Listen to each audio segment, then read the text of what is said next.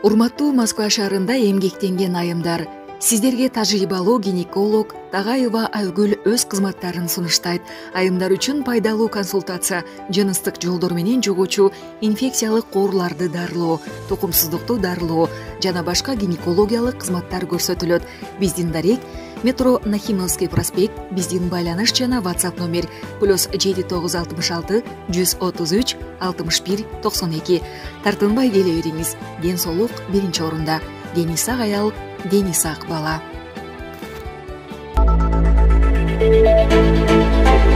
Садыр Жапаровдун Сауд Аравияга барышы күтүлүүдө.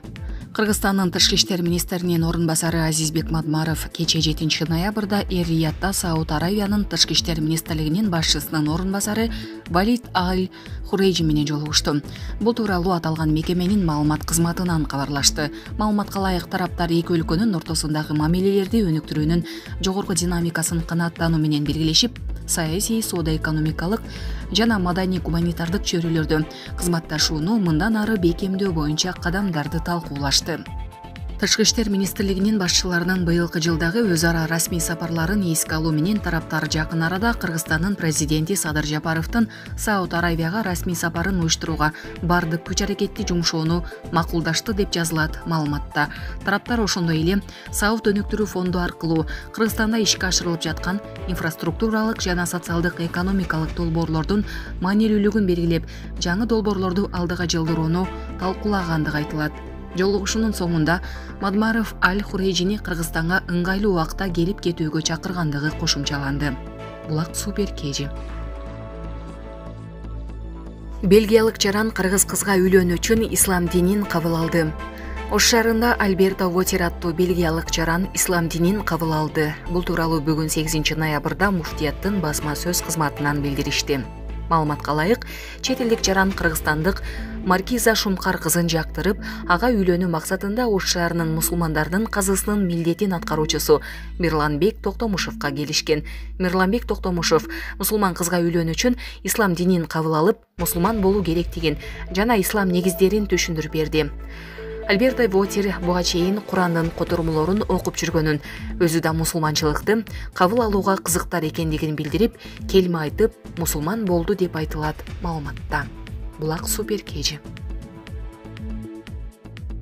Путин аскерге чакырылгандардын канчасы согушуп жатканын айтты. Учурда атайын операция зонасында мобилизацияланган 80 миңдей жаран бар. Алардын 50 миңдейи согуштук аракеттерге катышууда. Бул тууралуу Орусиянын президенти Владимир Путин 7 ноябрда Тивер облусунда болгон иш сапарынын алкагында облустун губернатору Игорь Руденя менен жолугушууда билдирди.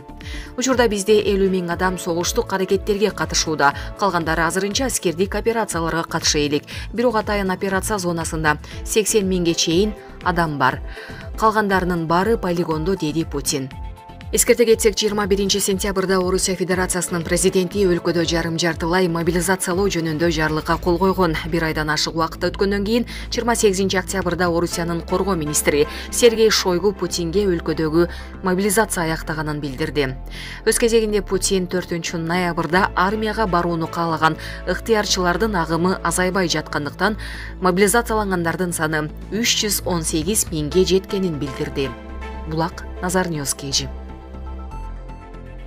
ЖМК Вашингтон банктарды Россиянын айрым компаниялары менен иштешүүгө чакырды.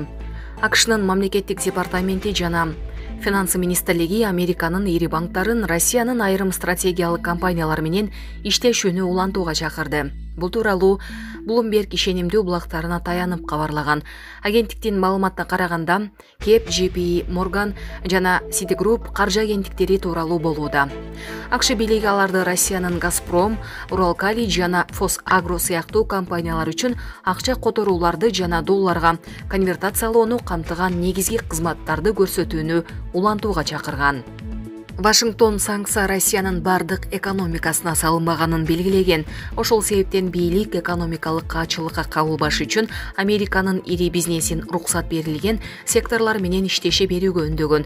Citigroup жана JP Morgan компанияларынын өкүлдөрү РИА Новостиге бул тууралуу маалымат берүүдөн баш тартышкан. Булак Спутник кежи. Зеленский Орусия менен тынчтыкка келүү үчүн 5 негизги шартын атады.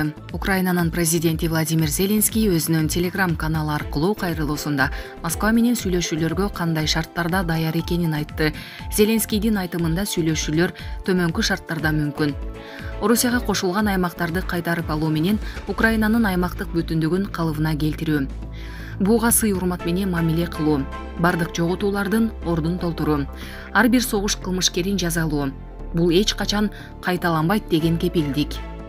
Буга чейин Украинанын президенттик аппаратынын жетекчисинин кеңешчиси Михаил Подоляк Украина Орусия менен сүйлөшүүдөн баш тартпай турганын, бирок адегенде Кремль өз аскерлерин басып алган аймактардан чыгарып кетүүсү керек экендигин билдирген.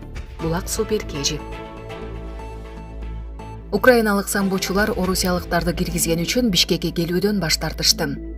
Украинанын самбо боюнча курама командасы Бишкекте өтө турган дүйнө чемпиондугуна катышууга арыз берген жок. Бул тууралуу РИА Новости басылмасы эл аралык самбо федерациясынын басма сөз кызматына таянуу менен билдирди.